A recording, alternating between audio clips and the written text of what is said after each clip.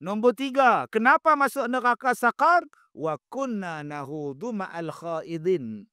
Waktu di dunia dulu, kerja kami apa dia? Duduk berkumpul, duduk berbual, duduk bercakap benda yang kami tak tahu. Kami tak tengok, kami tak tahu, benda tu tak sahih, tapi kami duduk cerita saja.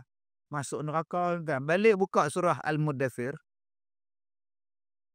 Ni yang kita duduk nyimbang sekarang dalam media sosial kita ni.